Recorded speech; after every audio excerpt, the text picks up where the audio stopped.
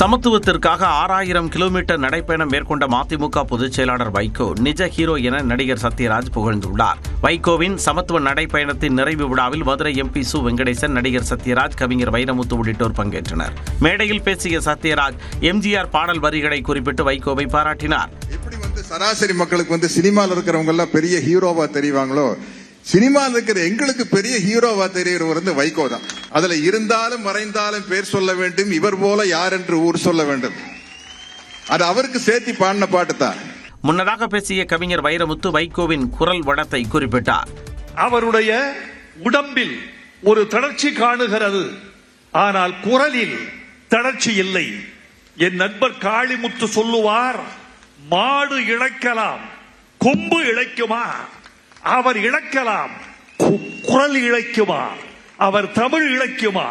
தமிழ்நாட்டை விட்டு மது வெளியேறாவிட்டாலும் மதுவை விட்டு தமிழர்கள் வெளியேற வேண்டும் என்று வைரமுத்து கேட்டுக்கொண்டார்.